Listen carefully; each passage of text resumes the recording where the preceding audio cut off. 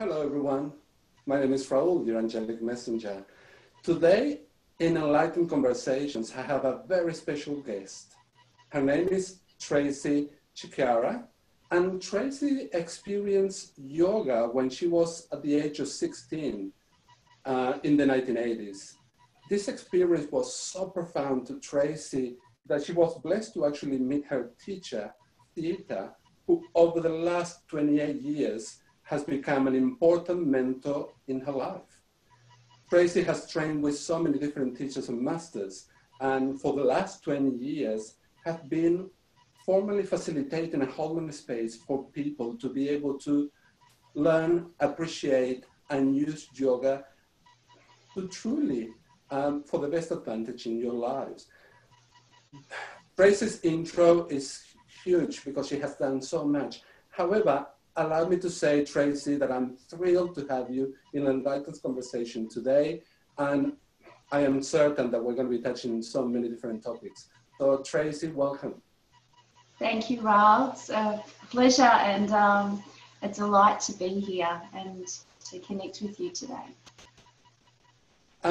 One common thread, Tracey, that all of my guests in these 5 episodes that I'm actually shooting have is the common thread of love, that idea that we offer in whatever field you work, and in particular here in yoga, that essence of perhaps unconditional love, and unconditional love with no judgment.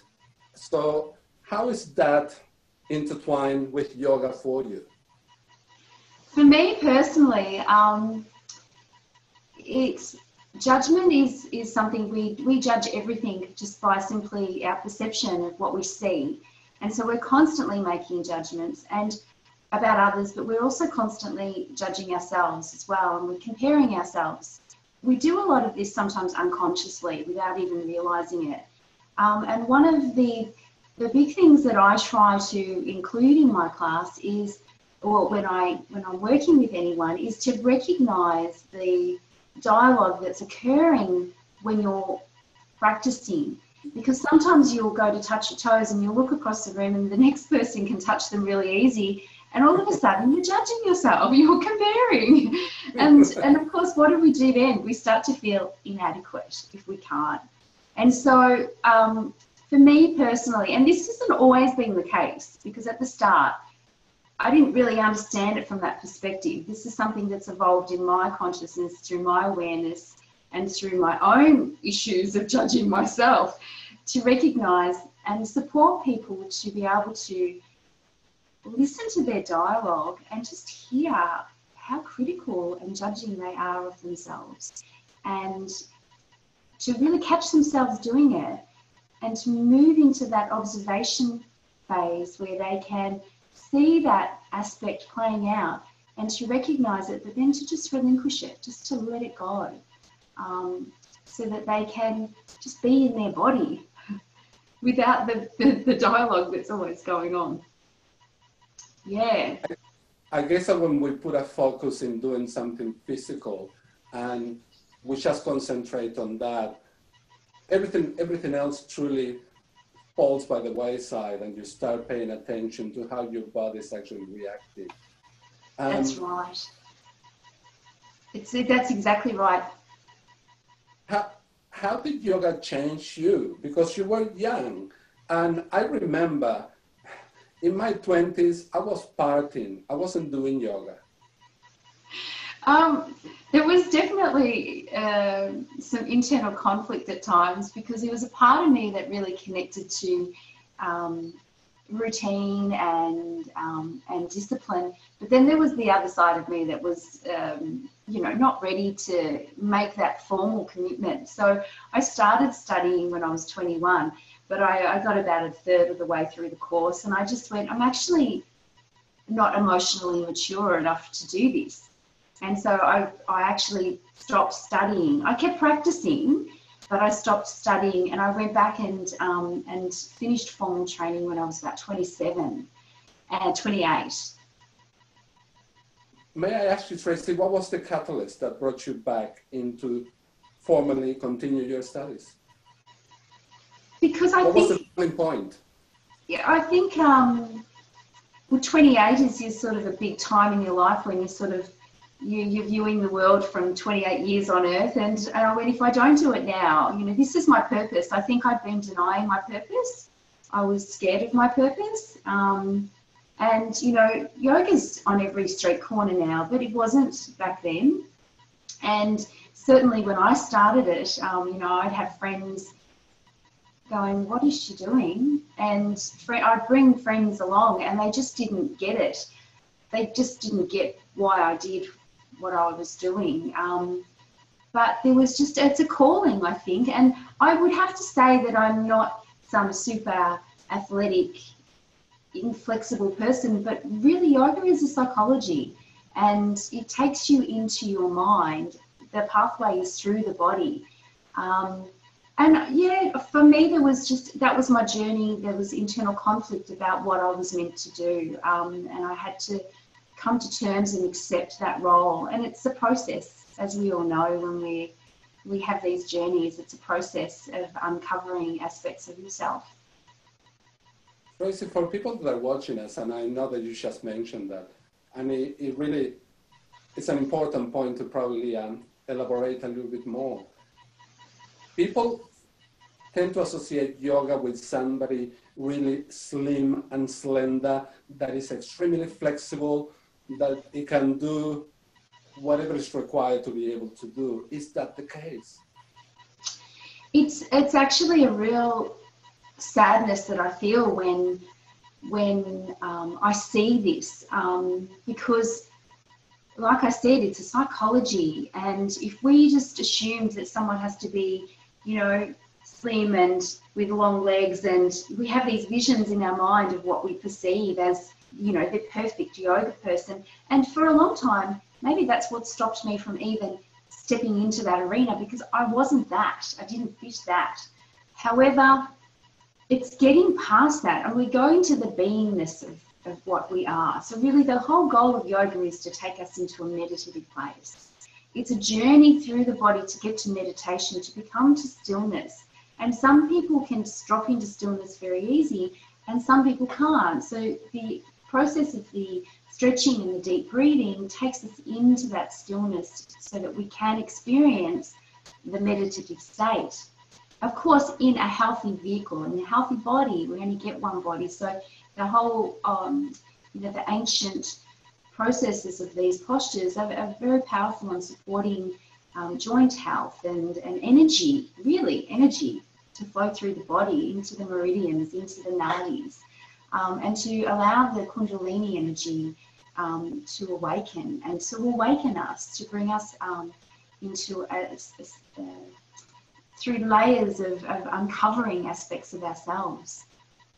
So yeah, it's unfortunate that Western society tends to sometimes do that. We grab hold of one aspect of something, and we're very visual, and we're very much focused on our physical body, that unfortunately we're missing some really integral and important aspects. But regardless for what people started up, there will still be a process that will take them into self-discovery, even if they just started it up to get a slimmer physique or to get that perfect body. It will, if you have the right teachers, they'll take you into a space where you start to uncover aspects of yourself. So don't ever be perturbed. Look for a teacher that, you can see. Most teachers do look healthy because they are practicing and looking after themselves. But, if you look for someone who's teaching the other aspects of yoga, and there's 8 limbs to yoga, asana or postures are 1/8. So it's really just a small part, but yet it's the main part that's being taught as an exercise program. So I guess that we can all practice yoga then. yes, absolutely. We can do it sitting in a chair. In fact, I've done lots of yoga with hospitals, people in wheelchairs. There's, and in fact, I did run a seated yoga class for a very long time for people that couldn't get up and down off the floor. Maybe they'd had a really sore knee or a chronic health issue or vertigo where standing up and going down is nearly impossible for them. Yet, you know, these techniques can be explored in many, many different ways, and not to limit that exploration, because at the end of the day, they will support your healing. They'll support you to reconnect to your body. Often our illness or whatever we're experiencing is a form of disconnection, and, you know, practicing some form of yoga and meditation is allowing us to reconnect with ourselves in an accepting, loving way, unconditional way, as you said before, and in a kind way. And I do practice a lot of that and really encourage that. And it's the way my teacher taught me as well. She would always say, feel the stretch. So you don't have to touch your toes. As long as you feel what you're doing, it doesn't matter how far you are in that stretch. It's really, yeah, to me, that's a little bit of like a polarity, or a polarity of yoga, in that the ego says, I've got to touch my toes, and you're getting pushed to touch your toes, but then there's the other part of me that says, no, but you need to also stop and listen to how far is a comfortable threshold for you. The toes aren't the destination in the real terms of things. Yeah. Connect with the feeling. Tracey, you're talking about a physical aspect of yoga, of feeling that stretch, feeling that movement that you're actually carrying out, regardless of the final outcome. But I get as well that it's for many people, I will say, it's an emotional journey. This actually unravels or untangles a host of emotions with people. Is that correct? Assumption? Absolutely. It does. Our bodies hold cellular memory of feelings and emotions, and as you're stretching, you're unraveling, increasing the oxygen in your body, you're unraveling that tension. And I have had people just, you know, spontaneously burst into tears, or feel very emotional, or teary, or feel angry, or and I talk about this quite a lot in class, and say, don't be surprised if you expect or experience this, because it's your cellular memory releasing something on a very deep level, and just to let it go and not be too attached or worried about that. That's, you know, it's all part of connecting, really, and like you said, unraveling. We're unraveling that internal tension that we carry around with us. We don't even know that's there sometimes. We carry around this tension in our physical body that we're quite oblivious to until we release it, and then you recognize that it's there in the first place. Yeah. Basically, the practicing of yoga, not so much the teaching for you. How have you translate that into your family life? It's so funny, because I've had people say to me in class, you know, I couldn't imagine you yelling at your children, or I couldn't imagine you doing this. And I'm like, so what do you think, you know, just because I've practiced yoga for a long time, that I'm some sort of enlightened being? Well, it's not true. It's not true. Take me off the pedestal straight away. You know, what it does do, though, is help me to be mindful. So when I'm projecting anything at my children or at my husband, I have learnt to recognize that projection and own it, and then I will come back to them and say to them, actually, that wasn't about what you just did, that was about me feeling this about this. So it's taught me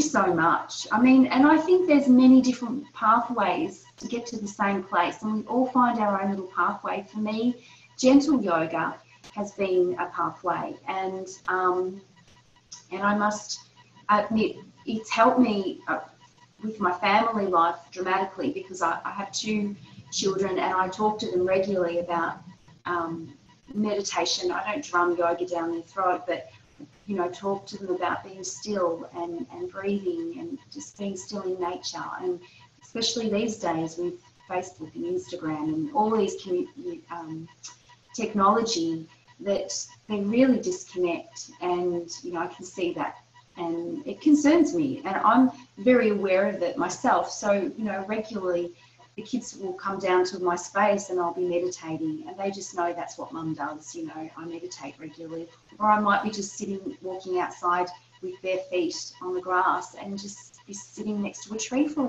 a period of time doing some deep breathing. For me, I feel really blessed because it allows me to bring this to my home life and hopefully support my loved ones. Yeah, as I'm supporting myself, because fundamentally we're only responsible and can only change ourselves. So it's those just using some of those techniques at home and being able to let them see what I do. Yeah. I know that you mentioned just at the beginning of this little part that you were saying to people, don't see me as an enlightened being, and you know what, you are, but you are an enlightened being, understanding what life is all about, understanding that yes, don't put me on a pedestal, but also realizing that you've got certain knowledge, certain skills that you can actually pass on to somebody else. And I resonate with what you were saying before. Sometimes you may get angry and you just project that onto the person that you're getting angry with, but it's not about them. And that understanding that you have, Tracey, is to say, hey, you know what? It wasn't about you, but it was about me feeling this way because of that. That's something that is, for so many of us, perhaps it's quite confronting. We'd much rather don't say anything or come back later and say sorry without truly acknowledging that it was our fault and it was our reaction. Because at the end of the day, it's your reaction to things that are actually happening to you, and you may choose to cry or to laugh, but it's a choice. I think yoga has taught me, it's taken me a long time, but it's taught me to become responsible for myself and to take responsibility for my own creation, for my life and for who I am, and not look at blame, which I have done in the past, and I recognize that. But I choose not to do that anymore. And so it's those beautiful qualities that hopefully their actions really, I suppose, they're not words. I'm not preaching to my children, you should do this, that, or the other. It's the actions that speak louder. So it's what they see me do that will make the difference to help them. And, with my classes, it's the same. We're all in this together. We're all one. So whenever we see something in someone else, as an aspect of ourselves, some of the sort of uncovered aspects of ourselves that we can see where someone is right now. And it's about being compassionate and really accepting and supporting where they are right now, not trying to lift them up out of somewhere, just helping them in a very unconditional way. I think that's something I feel very blessed from teachers in the past that I've had. One particular teacher passed away 2014, and she was 94, and this was the teacher I met when I was 16, and this woman was an absolute inspirational human being, and she just taught this gentleness, and I do work a lot with this gentle nature, this gentle energy, because we in our everyday lives are pushing to cope with life. We push ourselves to a point where a lot of people are having breakdowns because they're pushing so hard. They're forcing themselves. And this was something I didn't even realize she was passing on to me. She was passing on to me, if we practice the gentleness in our yoga, we can learn to practice the gentleness in our life. And so striving in yoga can be the same as striving outside of life.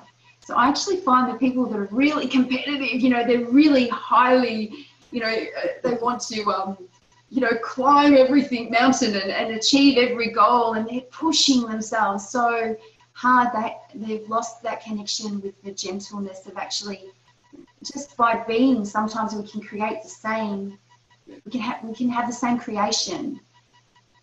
It's learning to do it a different way. Am I digressing? I think I've gone off topic a bit, sorry. No. The Enlightened Conversations is exactly about what you're doing. What we are doing is going with the flow, going with the conversation will take us. And I think that the point that you're making there, Tracey, is so important. For the last 25 years, I've been in the corporate world, and that's what you do. You strive to be the best. You strive to win the next contract and whatever it may be. And you're always pushed by so many different people and different forces and different energy to do that, that when you find yourself in an environment that they're asking you to just relax and be, it's totally foreign. It's actually very confronting, and I've had people just go, I know, I don't want to do this type of yoga. I need something hard and fast. and I have to laugh. I used to take it personally, believe it or not, because I was always judging myself. But, you know, over the years, I've really relinquished that, and it's not about me at all. It's about the person and what they need and what they are connected to, and relinquishing control over any of that, just trusting the process. But I'll be honest, you know, it was an issue for me for a little while, but I find that now when I explain that concept, and I seem to have this ability, I think once I understand a concept, I can explain it really simply. There's no jargon in it. So people just go, they sort of, their eyes just open and go, oh yeah, I hadn't thought of it like that. You know, just be, don't let the competition nature, like that competitive nature, go in the classroom, and just come into what's going on and feel and connect and follow and just be guided, so basically, as you were saying before, you know, all that striving creates all that tension, and, you know, it knots up and blocks the body's energy flow. So as we start to let go of that pushing, striving through the postural process and the deep breathing, energy starts to pour through the body. And, you know, all of a sudden it does. There's a feeling of bliss. And that was the feeling that I got at the end of my class. I have to say, in my very first class, I do recall at the end of relaxation having tears, and my teacher coming up and just gently rubbing those tears into my face. And I looked at her and I thought, what have I just experienced? And what I felt at the time, these were my describing words at that time, was like she gave the whole room a big hug with her love and her gentleness. And I remember thinking, wow, if I could help people feel like this, or I didn't even think of wanting to be able to feel like that all the time at that point. It's definitely a process, but that was my very first inclination or desire, was, wow, to make people, to be able to support people to feel that internal connection where all the physical stress is just dissipated for a period of time, and they feel the oneness, you know. Yes. There's no separation. They feel this divine connection with themselves and with each other. Although I wouldn't have been able to articulate that back then. I didn't have the words for it. I didn't understand it then like I do now. So this is the process of awakening, I suppose. So I was just following my intuitive self. Maybe I had an angel sitting there saying to me, you have to do this. And I don't know, but there was just this push, but there was this resistance too. There was definitely a lot of resistance personally for me on that journey, yeah. But it's truly an individual journey, and sometimes it's a collective journey of the oneness. As you were talking about somebody saying to you, I need to do this fasted yoga. And a story came to mind when I was a child and being brought up in a Spanish home, Catholic. And we were going to Mass every Sunday, and it's an hour long. And I remember the priest, so many people came to him saying, we're busy people, can you do it quicker? And he used to do a half an hour mass for the busy people and a regular mass for the rest. And I always remember as well that somebody wise said to me, if you cannot afford out of your time 20 minutes to meditate, then you need to meditate for 1 hour. And it was kind of like that recognition that give your body, mind, and soul the space to do what they need to do, not the space to say, well, I was sitting for half an hour at church, now I'm going and I'm getting on with business. And that's something that still happens in society today. People want it faster, quicker, and let's get on with the job. And they're not really taking the time to appreciate the process that it will take you much further than what you thought at the beginning. And not because it's slower, it's because you're allowing yourself to hold space, like you hold space in your class for everybody to achieve what they're willing to achieve, but not so much in a time frame. Absolutely. That's exactly well said. It's society dictates, and we're a collective consciousness. So we don't even realize that we're sort of like a school of fish. We're all just flowing together and we're all sort of doing the same thing. And it takes a conscious mind to just take yourself out of that for a while and have a break and reconnect to yourself. And I do believe, you know, our most important connection is to ourselves, to our inner selves, to our divine self. And people are craving connection as well, and craving this out, looking for it outside of themselves. And it's there. I have to share with you something that happened to me yesterday. It was bizarre, but I promised to make a friend some homemade pasta. I have this amazing pasta machine. And I normally make the same one. I'm a bit boring. I make linguine all the time. And I needed to change the nodule. And I hadn't used the other nodules for a long time. So I was hunting around my kitchen. I got the machine out and I'm looking everywhere in all these cupboards for these nodules. I'm like, what have I done with them? An hour I spent looking for them. And then I stopped and I went, right, Tracey, just go and sit somewhere and it'll come to you. You'll know where you put them. And I did. I went outside and I came back in. And believe it or not, under the bottom of the machine, there is a drawer that you pull out and all the nodules were in there. And I just had this big laugh to myself because I went, oh my God, what a metaphor.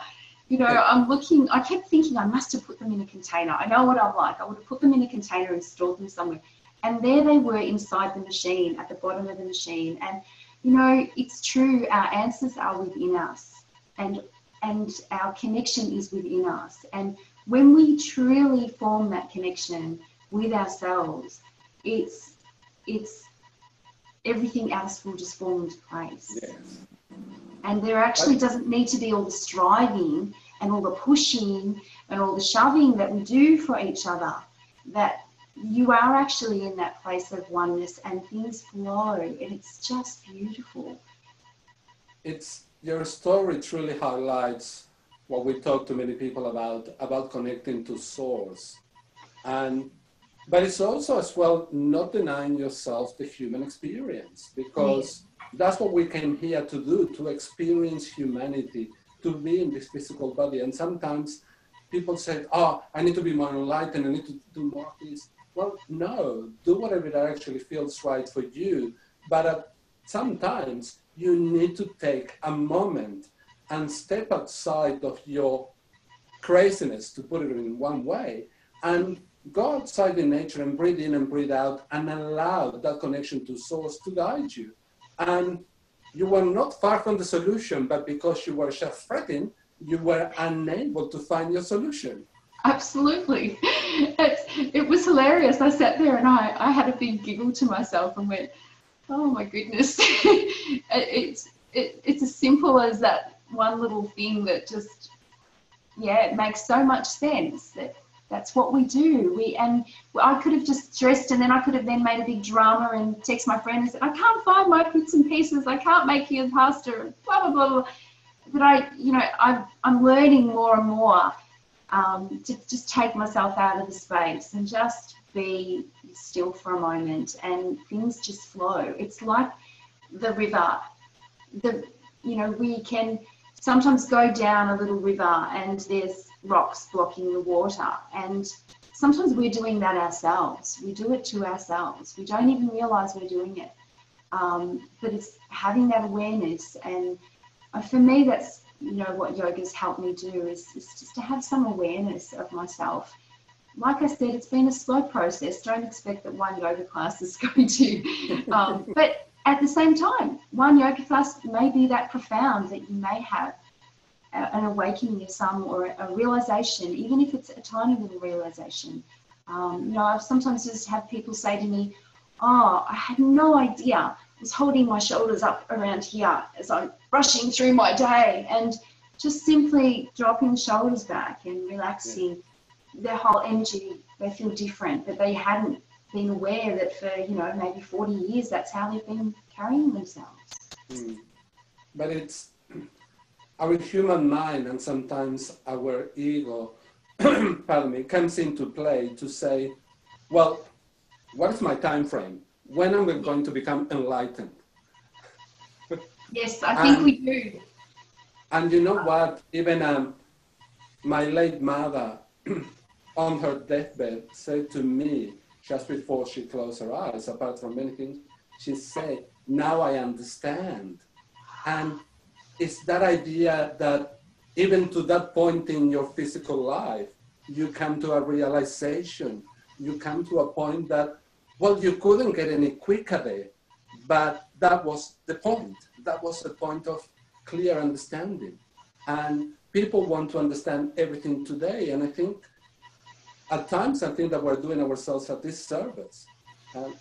We only need to understand what is appropriate for us at certain points in our lives, and truly stop comparing myself to you, because we are individual, we are part of that oneness.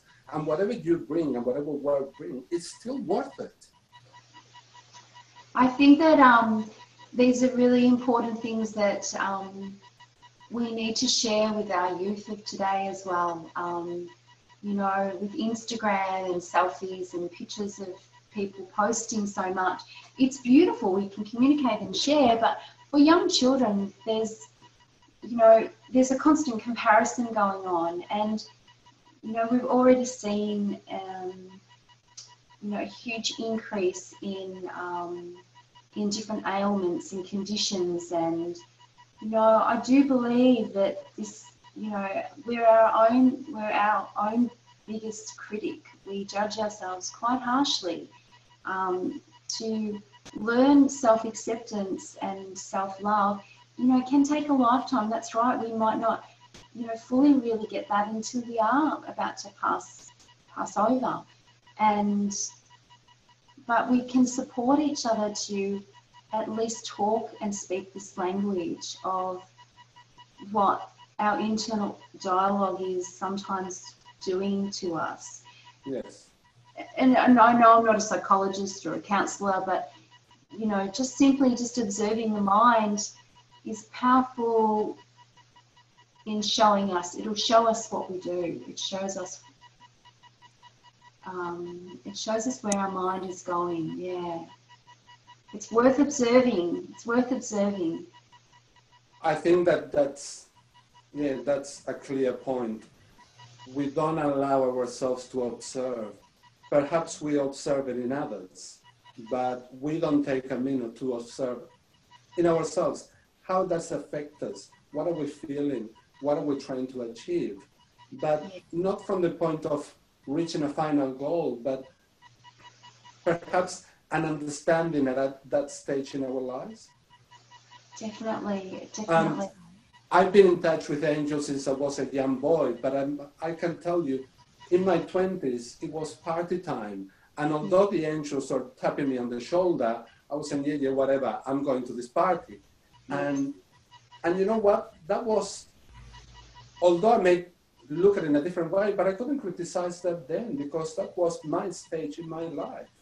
And if that brought me to a space today where I can be more enlightened, well, all the better. Definitely. I agree with that. I think we need to sometimes see all different sides of life to have a fuller understanding of it. If I would have just burrowed myself in an ashram from the age of 16, I wouldn't have the insights that I probably have through my own personal experiences and, you know, delving into yoga, and I'd step out of it. So felt like sometimes I had one foot in it and then one foot out of it. And yeah, there was confusion at times as well, because I was making sometimes poor choices in my everyday life. Yeah, I come back to this, you know, very clean way of living. And yes, as I look back now, that's normal at that age to be challenged with that. There are some incredible young people that I'm seeing now that are teaching, and they're incredibly disciplined and focused, and, you know, fantastic. Good on them. I couldn't do that at that age. So I honoured that by not going on with my studies at 21 and going back to them at about 28. So look at the 7-year cycles there. It's quite interesting, isn't it? And but yeah, and still now, you know, I don't even like to say I'm a teacher. I'm just a person sharing some stuff that I've learned over the years and trying to support people from that same place that I was supported all those years ago, that probably stopped me from making some really bad choices that I could have been faced with in my teens, early adolescent years. I grew up in a small country town. There was a lot of drugs, you know, there was a lot of dysfunctional behaviour, and I feel really blessed at where I am in my life now. And I think that if I hadn't have found yoga, I would not be having this conversation with you. Yes. You were mentioning that idea that you don't like yourself to be, well, you don't call yourself a teacher. And I'm on the same boat. I'm a qualified teacher, but when people ask me, and I don't practice teaching anymore in the formal way, but when people ask me at any university that I've been or any public speaking that I had a chance to do, what do you do? My answer was always, I help people learn. Because you remove yourself from the pedestal of being a teacher and talking down at people, that teaching mentality, and rather you actually include yourself in the learning process. You are part of that, and you allow people to actually step up and be counted as a learner, and showing them that you're in a learning pathway yourself. So that's something that I hold dear to my heart, not calling yourself a teacher, because it's so important to say we're all learning. Thank you for sharing that with me, because there's always been a little bit of internal conflict about that, because, you know, people say people ask me what I do, and I sometimes stumble over my words. I actually don't know what to say, because now when you say yoga, people think of, you know, fancy leotards and skimpy tops, and I'm 46 years old, so I don't wear those things anymore. And so it's interesting. It's so much is about perception, isn't it, really? Yes. And so I find myself just not really knowing what to say. I just do a little bit of this or a little bit of that. I'll give you my phrase, Tracey. Thank you. I will take that. Tell them you help people learn. And fundamentally, that is exactly it in essence. Our conversation has already expressed that, definitely. And yeah, and you're right, there is always an exchange taking place. You know, I learn and have learned so much from the people that come to my classes. Some of these people I've known for a long time, and they have become dear, dear friends that I feel so blessed to have connected with, and who I probably may not have connected with had I not been doing what I'm doing. And, you know, they're really important parts of my people in my life, play a very important role. So, and I do actually try and support that whole connection throughout the class. Like I'm married to an Italian, because they always do the double kiss. So I tend to end up kissing everyone and hugging everyone as they walk in the door. And I'm sure for new people, they're like, oh, stay away from me. This woman's going to wrap her arms around me. But, you know, to me, it's the connection. And I find by, you know, a couple of classes in, I find them coming up and giving me a hug or giving me a kiss. And it's just this one, you know, it's just reminding us that we're all one and we're not separate, and we all crave and want the same things. Listen, it brought a couple of things that happened to me in the past.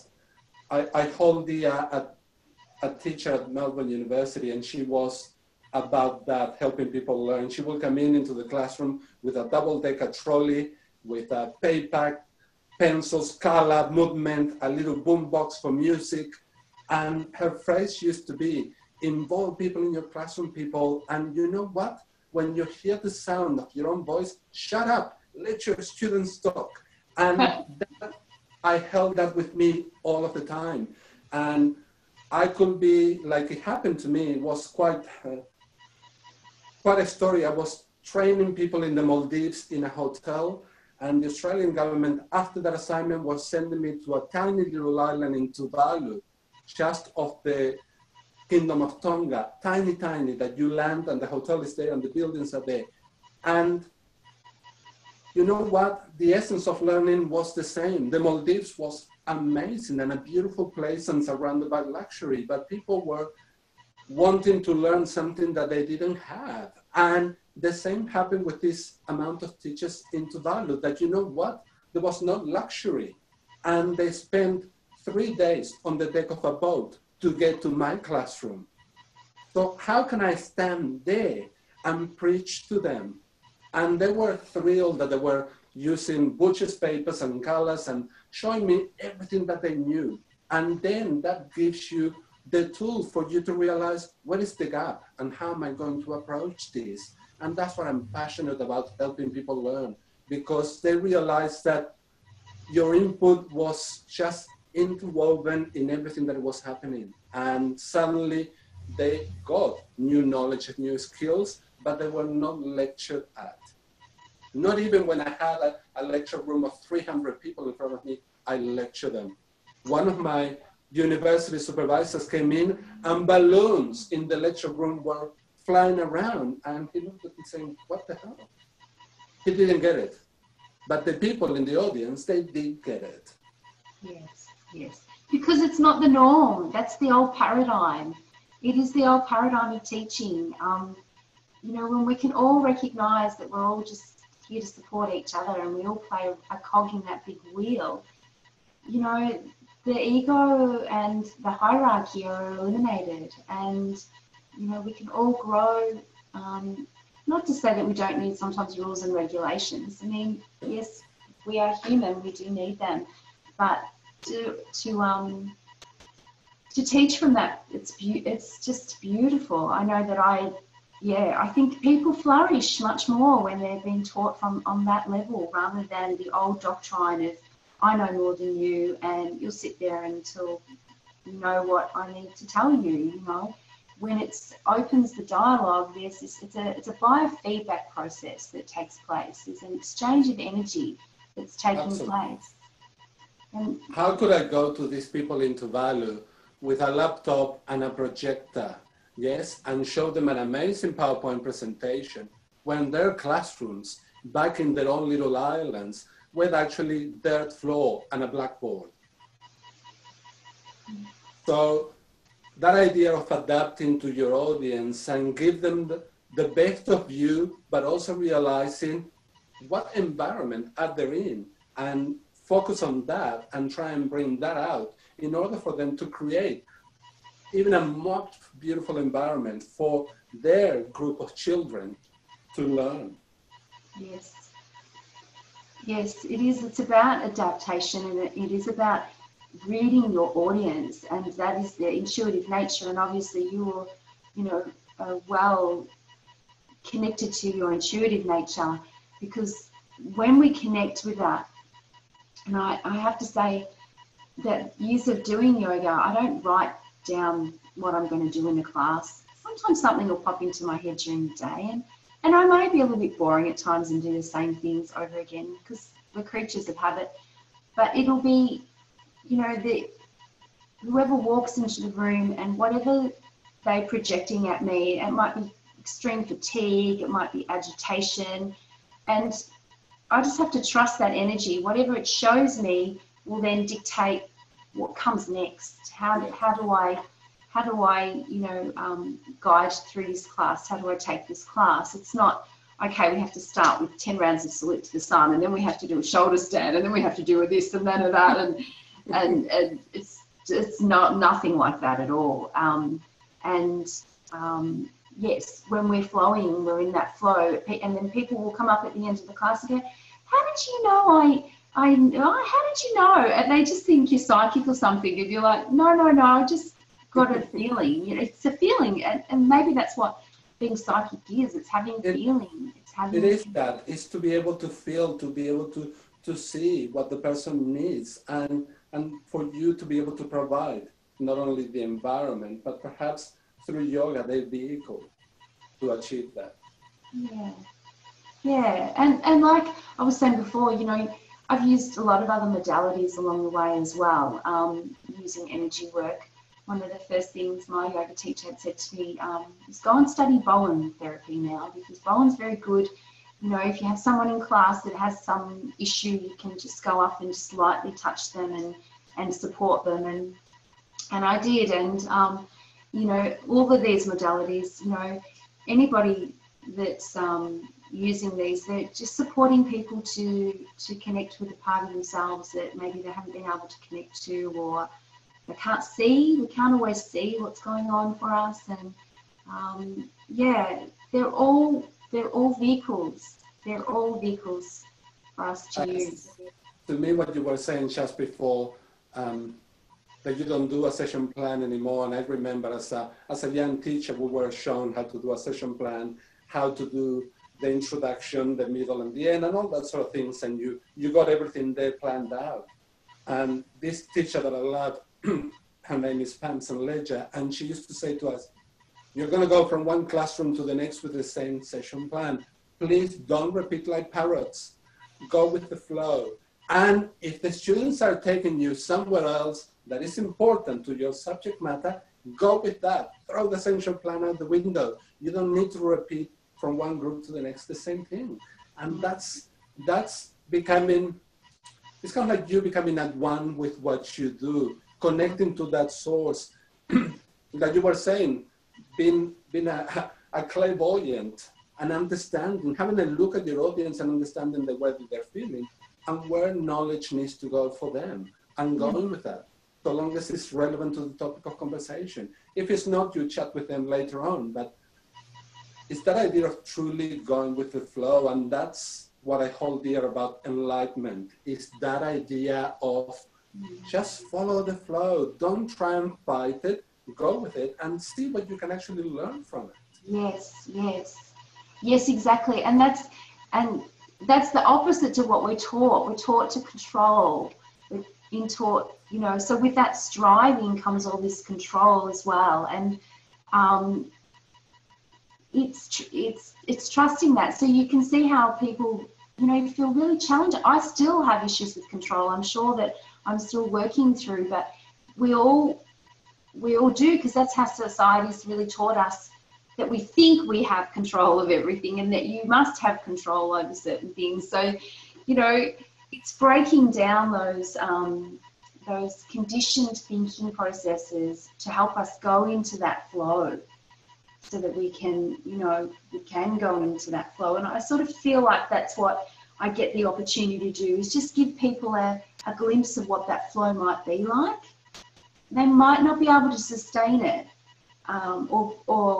but they get a glimpse of it, and then it's reinforcing that outside of the space to sit quietly, to listen to their breath, to drop in, and just, even if they just practice it for 5 minutes, a couple of times a day, just being aware, and don't have to be aware of everything, just pick one thing. It might be just your breathing. You might just feel the flow of air moving in and out of your nostrils. Then that's sort of like, for me, as if you want the old paradigm of teacher, that's like me giving a student some homework and saying, here, just practice this a couple of times a day. Start with once a day. And if you feel it's making you feel good, then practice 3 times a day. And then you'll find maybe that you will have created eventually down the track a very small meditative practice. It might be just, you know, and we meditate in different ways. It can be going for a meditative walk.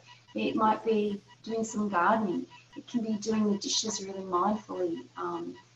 You know, it can be how we're speaking sometimes to people, or how we're listening, or how maybe we're not listening, or, you know, and not judging and critiquing, but just bringing the awareness. So I like to use, there's a beautiful Sanskrit word called ahimsa, which is one of the 5 yamas, like codes of conduct sort of process in yoga, and it means being non-violent. Yeah. So to practice being non-violent in our world, we must learn to practice being non-violent to ourselves. So when we are violating ourselves with our judging thoughts and our critiquing, so, you know, that's being violent towards yourself. And you should see people's eyes open up when I describe it that way. They go, what, really? Yep, really. And so when we're, you know, forcing ourselves into these ridiculous postures maybe that your body doesn't want to do, you're violating yourself. And, you know, it's really a great, simple concept to describe something really simply, but to give such a profound insight into what it is that they may be doing without realizing that that's what they're doing. And when we learn to do that within ourselves, we may be able to create a beautiful, non-violent society. Yeah. I love that idea of not being violent, but particularly with oneself, yes. Because that's going to translate in the way that we interact with others. But also that idea that we're always talking about computers interface, yes? This program interface with this other program, and you were talking just before about that idea of meditation, and sometimes people think that meditation is sitting in the lotus position going, and that could be the way that you actually do it. But I find that my interface is with nature, and I can sit under a tree, and I can observe every part of the tree, and that's a way of me meditating. It could be, like I usually say to people, it could be a 3-minute shower meditation, where you allow the water to really cleanse all of your chakras and then let it through the bottom of your feet. It could be walking along the lake or the shore, the beach, whatever it may be, that it allows you to be with you. And at times many people say, oh gee, I got into my car and started driving. I don't really know how I got here. Because deep state of meditation, that they don't realize that that's what they're doing. Absolutely, absolutely. I think that the word meditation conjures up all kinds of crazy images, just like the word yoga does. And, you know, if we can let go of the images and broaden our understanding of it and have it described to us in very simple ways, you know, we'll use it.